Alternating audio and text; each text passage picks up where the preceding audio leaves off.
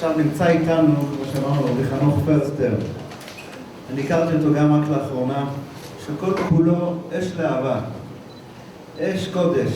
הוא זכה להיות בתארות של כל גדולי ישראל, ממרן הרב עובדיה. הוא עושה את הדברים הכי, כמו שאומרים, עם הכי הרבה מסירות נפש. והדבר הזה צריך מסירות נפש. רואים אותי? התורה אומרת שצריכים ניבאי רחמי עד זיבול הברטרייתא. אדם צריך להתפלל שאפילו עד הזמן האחרון והזיבול הברטרייתא שהכל יעבור בשלום. אז זאת תתפלל לך כל חסיד. ברוך השם, זכינו למצוא חסיד שגם פועל בעניין הזה. והקדוש ברוך הוא נתן לו חן וחסד, אפילו בעיני משרד הדתות, האנשים שנראים לנו הרחוקים.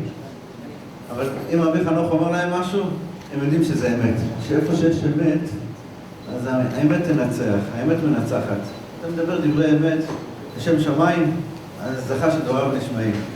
אז אולי גם אנחנו נזכה קצת, בכבוד הרב.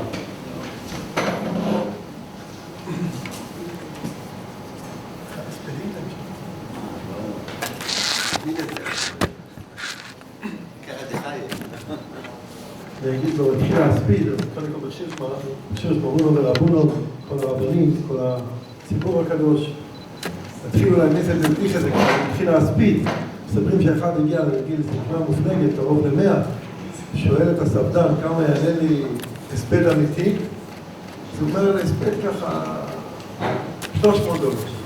הוא כל כך יקר, אין משהו, יש ב200, שואל אותו בשביל 100 או 100, אני אומר רק את האמת.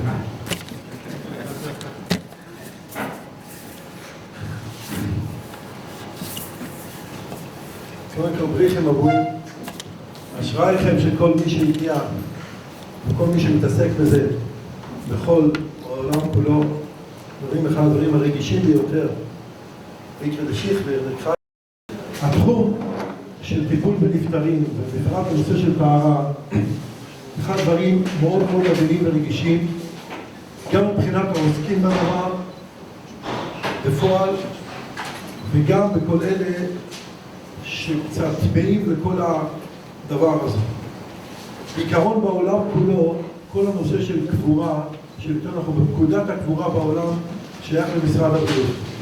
אנחנו בעם היהודי מסתכלים על נפטר, על מת, בדרך אחרת מכל העולם. העולם כולו, במשרד הבריאות יש פקודה, יש פה בעיה עם איזשהו משהו שבצורה עדינה נגיד, נפטר מזה, זה מביא מחלות. אז יש גויים ששורפים ושקוברים, אין לזה איזשהו אקט מסוים או איזשהו ערכה לנושא הזה שנקרא נפטר. צריך להתפטר מזה, להסתדר עם זה, זה בעייתי. אז יש אנשים שבעלי תפקיד, אז הגויים עושים את זה קצת טקס, אבל בעיקרון אין להם שום משמעות. עובדה היא שחס ושלום קורה אסון באיזה מקום, וקוראים לגלל אחר כך עם טרקטור וכל החלקים והכל. בעם היהודי נפטר זה אחד הדברים הרגישים המכובדים שיש להתייחס אליו מאוד מאוד בכובד ראש ורגישות עצומה.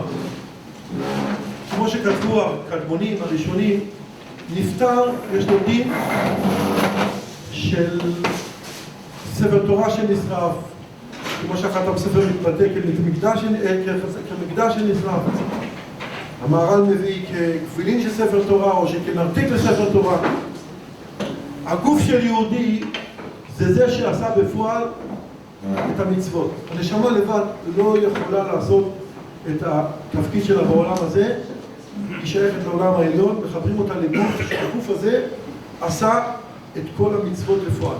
בלי הגוף, נשמה אין לה מה לעשות בעולם הזה, היא שייכת לעולם למעלה.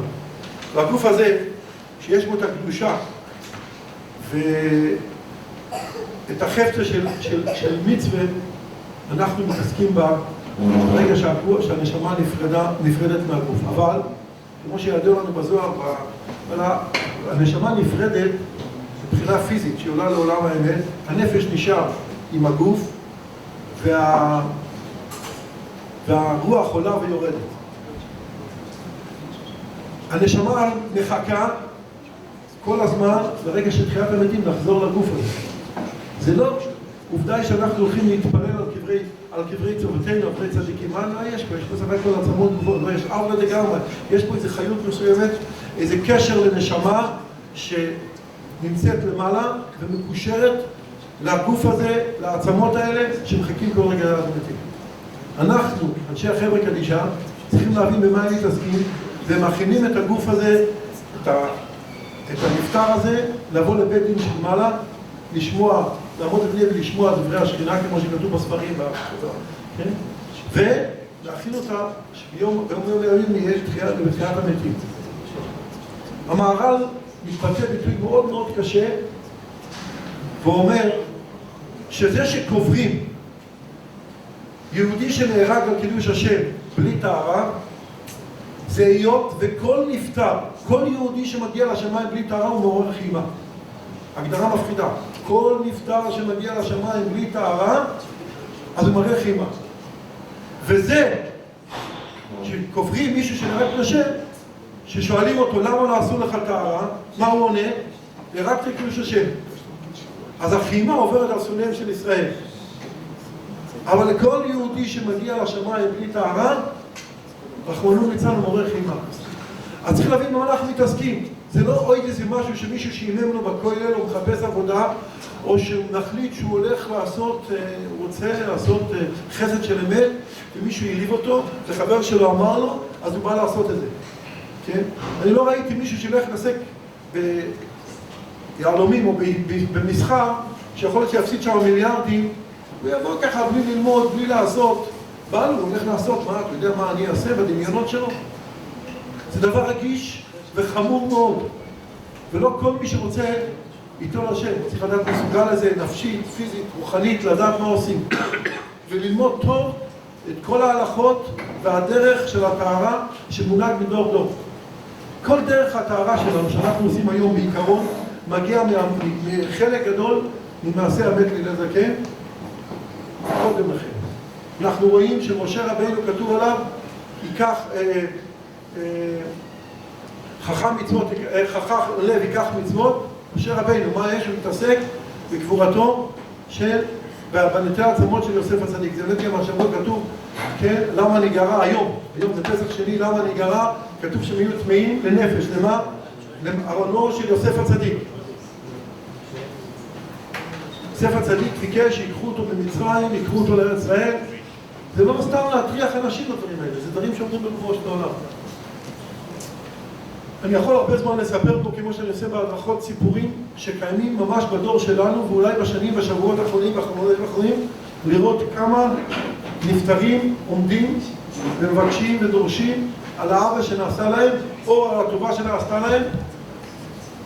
ואני לא אעריך את זה, אבל אני מספר לכם, יש לי סיפורים בלי סוף, שאני יוצא מתאר, או שמתקשר אליי מישהו, פה בארץ, שהוא החליט שבנפטר על האנשים מחכים בחוץ. ובעיר, ושם הוא יהודי, לא רב גדול, ולא בר הדעת רב, ולא ראש ישיבה, הוא יהודי מעמך. והוחלט שהיות ומחכים ציבור גדול, אז יעשו לו רק 9 קבים ולא יטבלו אותו. והגיע בחלום, בבנים שלו, לבנות שלו באמצע הזה, למה לא טבלו? הם לא ידעו מה שזה. הם התקשרו לרב, הוא אומר, כנראה הוא לא איזה, תקשו לה, מתמצאת את זה לאיש חברה קדישה, הוא התקשר אליי, איש עצמו, שחברה קדישה, ובכה לי.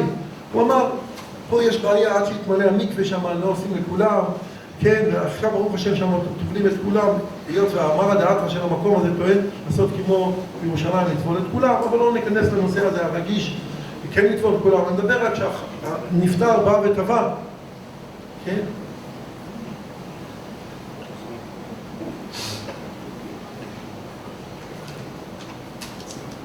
המצב בארץ, בחלק גדול מאוד, זה חדרי הטהרה, גדול מאוד, היום זה הולך ונקטן, כן, ברוך השם, שלצערי אני יכול להגיד שגברים הרבה מאוד נפטרים היום בארץ ישראל בלי טהרה. הרוב בשויגג, חלק קטן אפילו במייסט. זה לא משנה לדבר אליכם. אני פוגש אנשים ויושב בהדרכה של 4 שעות, אני היום עובד במשרד הדתות, ובשנים האחרונות יש שם אנשים כמו מנהל אגף הקבורה יצחק אישה, יש השם איתנו, ואפי עמה, שהוא מקורב לרצחק, ואנשים שעומדים אחרי זה ודוחפים את העניין לעשות המהפכה הגדולה, ואני חייב להגיד גם בראשם הרב רוז'ה, שכתב והוציא, יש לי פה את כל ההוראות בהסכמה של כל הרבנות הראשית ועוד רבנים, שאנחנו הולכים בארץ ועושים מהפכה מעיר למקום למקום. אני נתקל שאני יושב, נותן הדרכה, אחד היוזים יושב רב ומתפרץ בדחי. שואל אותו, בוסי, מה קרה? מה אתה מוכן? אומר, שאני שנים עושה פה ואני חושב שאני עושה טהרה, וגיליתי שאני לא עושה טהרה. אני אומר לו, והוא בוכה. הוא אומר לי, אני לא מבין. אמרתי כל מה שעשית היום בתמימות, אבל למה לא הלך? למדתי, הסתכלתי, קראתי גשר החיים, ויש כאלה שבאים ומנסים להסביר לי מה כתוב גם בספר של מרן, של עובדיה, חזון עובדיה. הוא מסביר לי מה כתוב, אני מסתכל אותו ולא יודע מה, הוא קרא למטה שכתוב. ולצערנו נקברים, נפטרים בלי טהרה. למה? למה שנדמה לו שהוא יודע לעשות 9 קבים. ו9 קבים אם זה לא מרוי של ריב עוד פעם אחת בעמידה על הנפטר, ויש הפסקה באמצע, אז לצערנו עוד נפטר, נקבר בארץ ישראל בלי טהרה. ומי שיודע אחד הדברים הקשים זה טהרה, זה 9 קבים. אבל מה? הוא לוקח, שופך, הוא הולך, יש איך אדמו"ר מתון להגיד, השגרה מבטלת את החידוש. אז זה גם כלפי שמיה, שכל רגע ורגע קדוש ברוך הוא, אבל גם תפקיד של אנשים. אנחנו בשגרה, יאללה, לפחות יש מקומות שיש להם הרבה נפטרים, אז ונכנסים לזה מיסטיקה ודמיונות, ואני פוגש אנשים, הוא אומר לי, הזקן הוא עשה ככה, הוא עשה, לא, איזה כן, מה הוא עשה? יש בכלל מקומות בארץ, היום, יהודים חרדים, שנלחמים בי, מה יש? עשיתי שם הדרכה, וביקשתי ליטול ידיים לנפטרים לפני 9 קבים.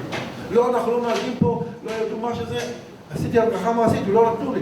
לא רצו לסייע לדבר הווירש, אני אתן לנפטרים ידיים ורגליים. זה כתוב מפורש? לא, אנחנו לא נעשה את זה. אחר כך, יש להם משהו. גומרים את התאר, שאני הוכחתי להם שהטישו קאבים שלהם היה בדיעבד גוד, וברוח שבסייעתא דשמיא, הראיתי להם והבאתי להם איך להשלים לפחות במצב הנתון של חדר טהרה, שלא תמיד מאובזרים ונכונים, וגם מבחינה כספית, שכל מיני שרוצים לחסוך, כן? לא מדבר מועצות דתיות, חברות קדישה, כן? זה יאללה, וכך. כן? לא מדבר שכוח אדם מזלזלים בזה, ואם אנשים עושים טובה.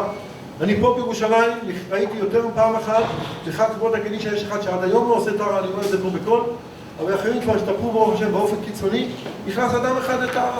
מי שמבין לעשות מה זה טהרה, יודע שהם מצוקנים כבר אסור לעשות פחות מ3. והרב אוזנר, זכותו להגיד, כתב פעם, שמי שנעשות ב2, אין מציאות בלי לבזות את המת. חוץ מה שכתוב שמעשה המת לזרת, כן, שחייבים לעשות ב3, זה כנגד 3 אבות, ולנשים צריך 40 אמהות, כן? וכתוב שזה בית דין, יש אפשר להעריך את זה, אני לא רוצה להיכנס לדברים האלה. אבל יש היום מציאות קשה, שאנשים, רוב האנשים עושים בתמימות. והוא ראה את ההוא, ואני שואל אותו, למה אתה לא מוכן שניתנו לידיים לנפטר? לא נעשה עד היום, יראה שמיים. אבל אחר כך הם מכסים את הנפטר בסדיר. ולא מדבר על זה שנגענו בנקודה מאוד קשה שנפטרים שוכבים בגלוי לגמרי, ויש תירוץ חדש, לא, זה רק הערב, זה רק על הראש, רק על הפנים. נפטר חייב להיות מכוסה מתחילות לסף חוץ משם שטישו קאבים או הטבילה, הוא חייב להיות מכוסה. ואני יכול להוכיח ולהראות איך שעושים את הערב ומרימים את הסדין ועושים הכל. כבוד המת זה לא, זה אחד הדברים החמורים ביותר. לא מדבר שלא פוקקים, זה כבר כתוב, זה מישנה מפורשת, פוקקים, כן? לא פוקקים, הוא שם לי, אחד האסונות במדינה בטלגציה של החדש, שמים טיטולים. אני אומר, למה אתה שם טיטול? זה דבר שלא מתקלה, זה לא מינה, אבל תכריכים, יש אסור שיהיה חזיר. לא תעזור, אבל אחר כך נעשה. אמרתי, למה אתה לא פוקק? לא, גם טהרת פנים אנחנו לא עושים. אז מישהו בא אמר לי שהתימנים לא עושים. אני אספר לכם. היה אמור הקורח, זיכרונו לברכה, כן? קרא לי, זכיתי לטפל בו בחייו, והוא ביקש ממני, כתב לצרה שאני אצא לו טהרה, כמו בירושלים, עם כל מנהגי הארץ ישראל. כך הוא אמר לי. הוא אמר לי, כתבתי בספר שלא עושים כך וכך. אבל אחר כך שנודע לי מורי סלם, ואני ישבתי עם מורי סלם באשקלון, יהודי בן 105, וסיפר לי דברים מפחידים. עם ישראל בגלות, וגם בתימן ובמרוקו ובהרבה מקומות, היה רדיפות של הגויים, היה עוני מפחיד. אני אקח דוגמה. אז הוא אומר לי שהשביעו את אנשי חרב וקדישה, שלא מספרים מה קורה בתוך חדר טהרה. אז יש לזה יסוד, שזה בזמן האמת להתעסק כמו שלא מספרים מה קרה אצלך בבית מרקחת, אבל אחד הסודות הוא שלא יספרו מה עשו ודיברו בחוץ שלא עשו כך וכך, היות והגויים צעקו שזה מביא עם זה ולא רצו צרות מהגויים. אותו דבר, אני מגיע לקבור את אחד מהמקורנים הגדולים של התימנים, שהוא השאיר וביקש ממני מאורסלם, רבי חנוך, תעשה לי אתה טהרה, תשמור עליי, למה שיש פה אנשים שמכניסים. כך הוא אמר לי. באים אליי בגדי יום כיפור. אצלנו נוהגים לקבור בין יום כיפור. אני שואל, מה קרה? אני מתחיל לברר, אני לא נרגע. אני מרגיע שכן, כמובן, היה עוני גדול, אסור לקבור נפטרים, אסור לקבור נפטר ערום. אז מה מצאו? העצה אחת, בפרט גם היה רדיפות של הגויים, בגדים מיוחדים, הם אמרו שאנחנו מביאים להם כישופים, שרצו עלינו, יש להם בלי סוף צרות והגויים מרימים אלינו. אז עשו פטנט, הביאו את הבגד הכי לבן והכי נקי והכי חשוב שיש, זה בגד של יום כיפור. יש כאלה אומרים בגד של חתונה. אבל המקור הוא, ואנחנו בארץ ישראל, אחרי גלות של 2000 שנה של רדיפות, הגיע הזמן שכמו שאמרה הרבנות הראשית, ואני אומר מפורש, והוצאנו לרב רוז'ה, כל מועצת הרבנות הראשית בשורה מפורט, כן? קוראים לזה מנהג ארץ ישראל.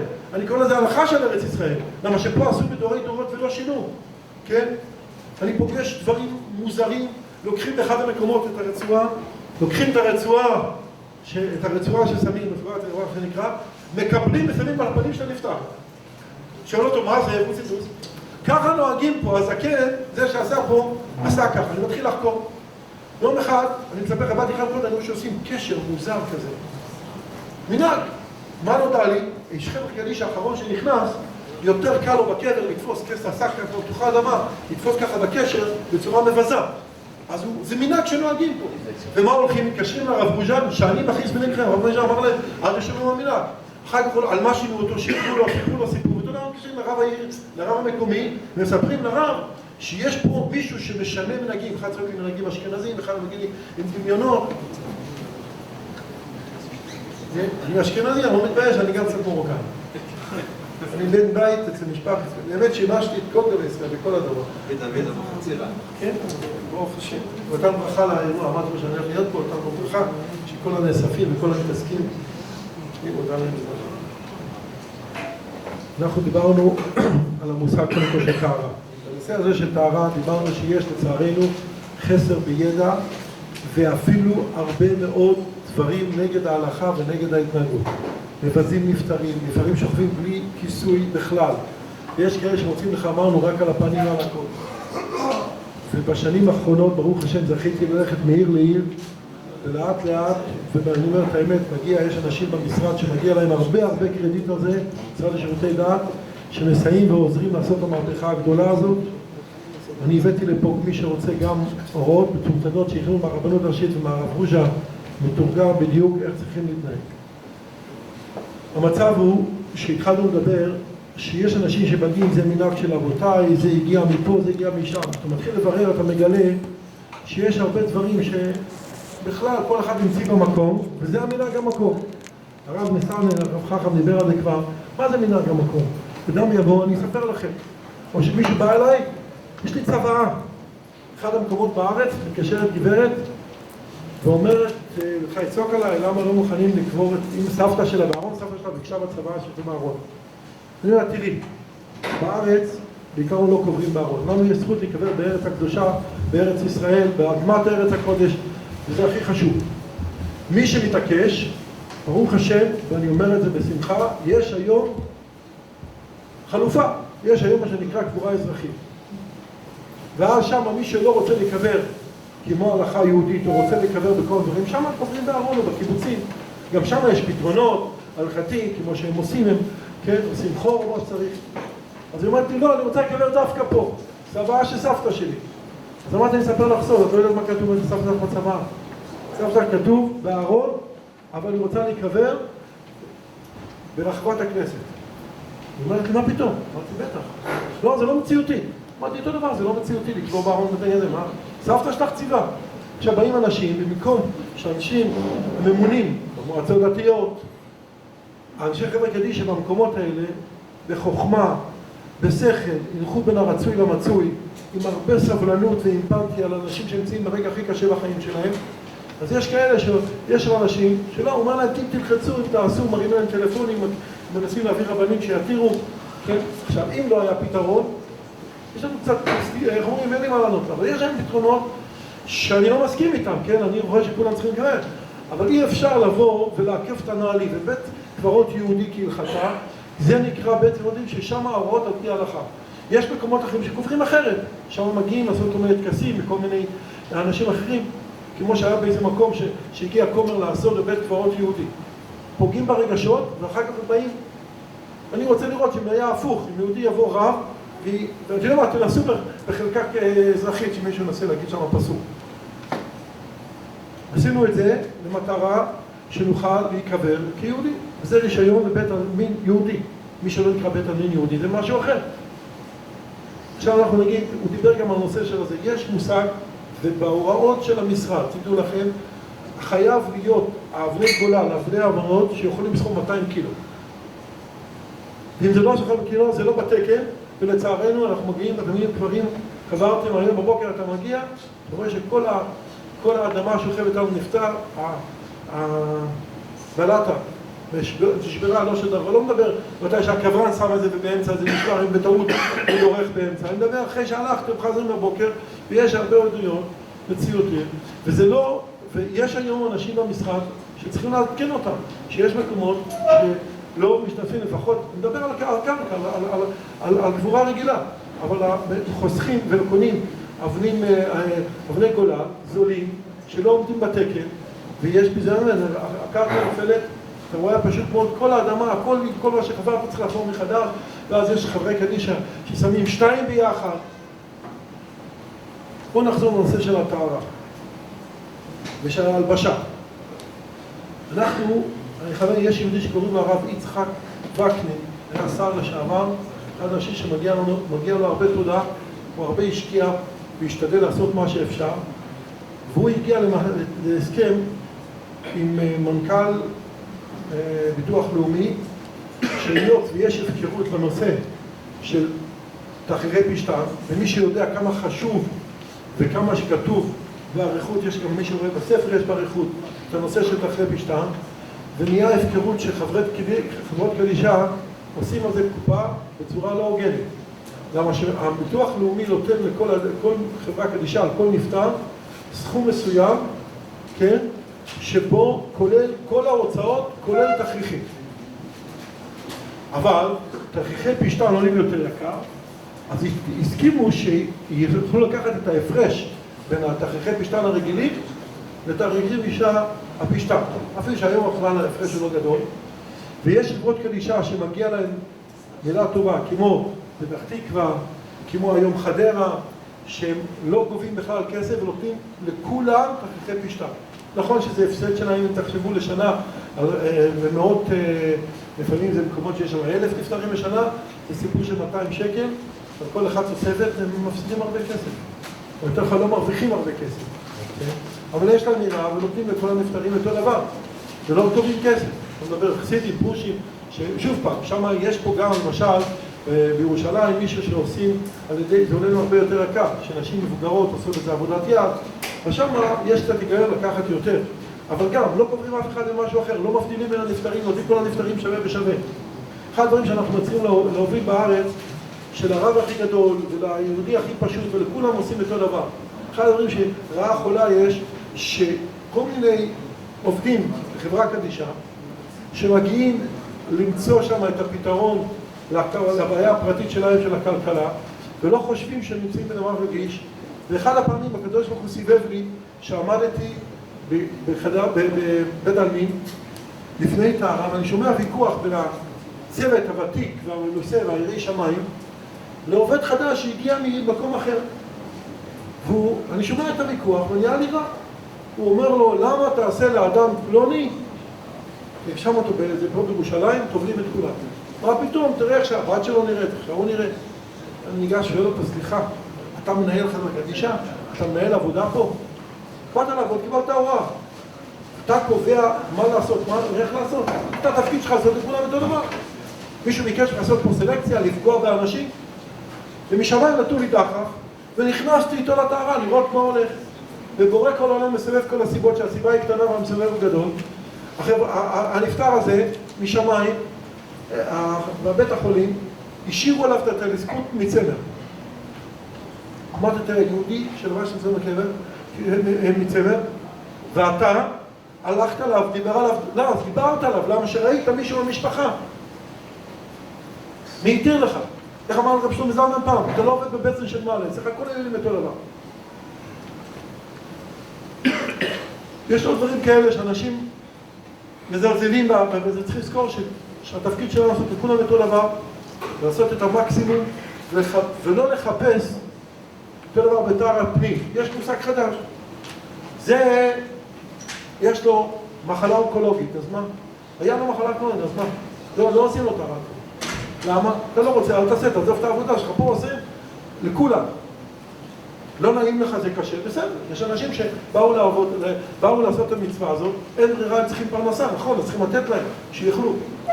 ואחד הבעיות הקשות בתחום הזה, ואני אגיד פה בקול, זה המתנדבים. אני נגד מתנדבים, בעיקרות, ואני אסביר לכם למה, מה פה שאני נגד מתנדבים? גם בהוראת מנכ"ל יש הוראה שחייב להיות מתנדבים על בסיס עובדים קבועים. אבל מה? באים למתנדבים, הוא בא לעשות חלק של המעט, הוא בא לעשות מצווה. אבל מה? הוא ממהר, הוא מחפף, צריך לחזור לעבודה, צריך לעשות מצווה. הוא עושה לי טובה, עכשיו אין לי, הוא עושה לי טובה גם, אין לי מה להגיד לו. אין הסכם עובד ומעביד, הוא עושה מה שהוא רוצה. נכון שמחייבים אותו, זה לא מעניין אותו. והוא אומר לי איך אני באתי למקום. תשלם לו כסף, הוא יעשה מה שאתה רוצה. אז תביא לי עובדים. ולכל חבר'ה קדישא בארץ ישראל יש את התקנים ואת הכסף לשלם. כל הכסף שנכנס לדמי הקבורה שנכנס זה להוצאות כולל עובדים.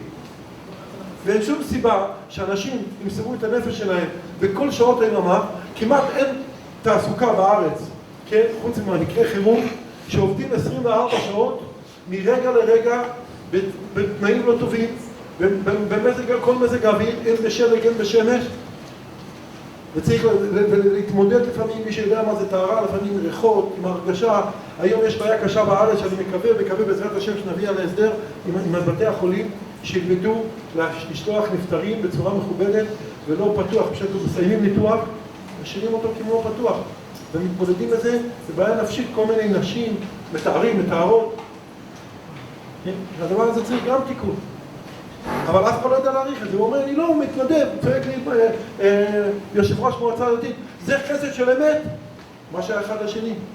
חסד של אמת, הוא עושה חסד של אמת, וזה שהוא צריך שבמקום של ללכת לעבוד במקום אחר ולהביא לחם לילדים שלו, אז אתה תשלם לו. האם רמז מגור אמר, איזה צדוק בכל אייס, מפרנס אשתו יבונו.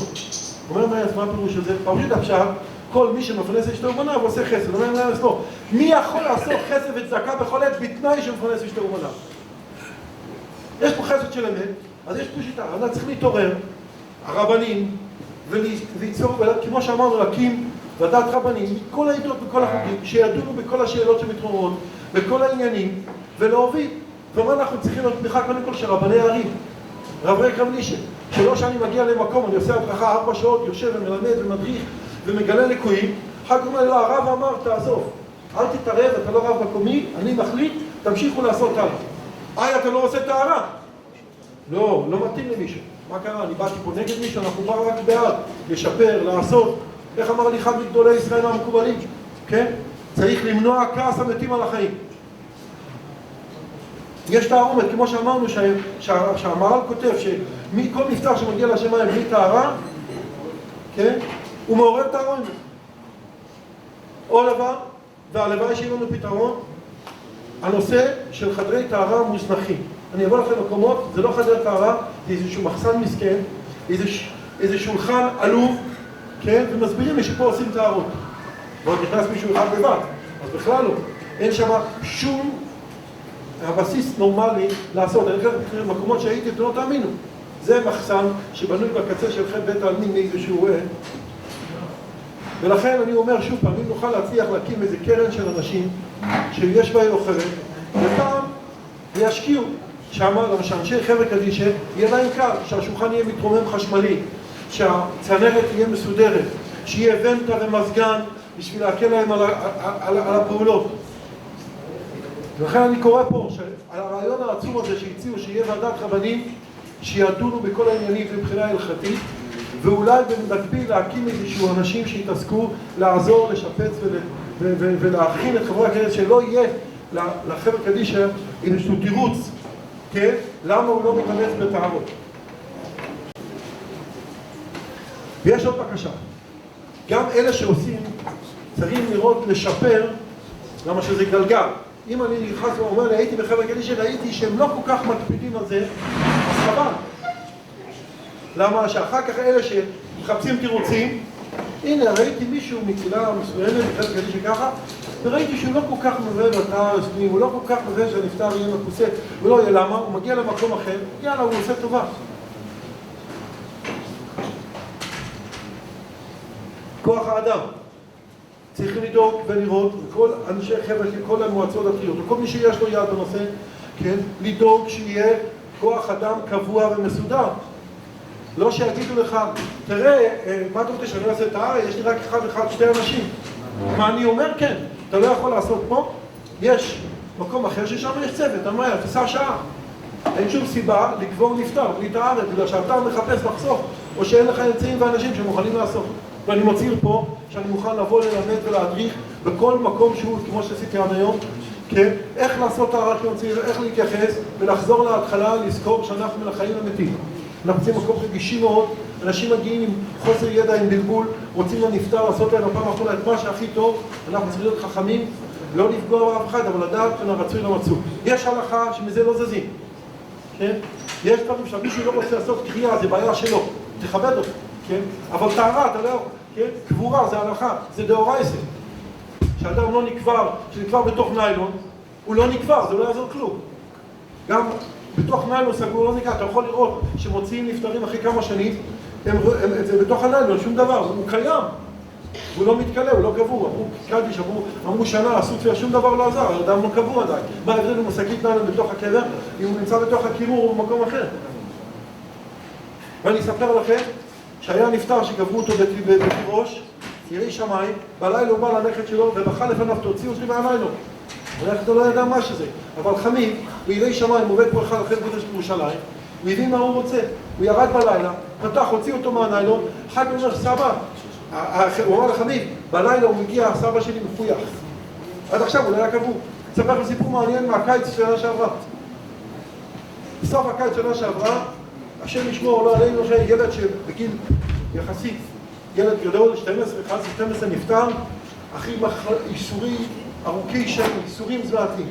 הוא בא לאמא שלו ביום שישי בבוקר, ולפנות בוקר בחלום, ואמר, אמא, אני לא רציתי להציק לך, סיפור, שמוע, הוא אמר, האיסורים שלי ניקו אותי, אבל יש משהו שאני לא שלט, יש חלק ממני שנמצא בקירור בשיבה. חדר מספר הזה, מקרר בי 11, לא, יש פתק מסודר, זה אמר בחלום. צמצם את מספר הזה ולשם נגיע חלק ממני שלא נקבע. ולכן מגבילים אותי מלהגיע להיכל, שזה תענוג גדול מאוד. ולכן הייתי רוצה לפני שבת יכול לקבור את החלק הזה. הלך עסקן שלנו, אברך, נסע לשיבה את כל הפתק שהאימא הוציאה מהחלום, וככה היה. הוא בא לצעוק, תקברו אותי, אני לא קבור בשלימות וחסר לי. אני לוקח דוגמאות, אני יכול להעריך.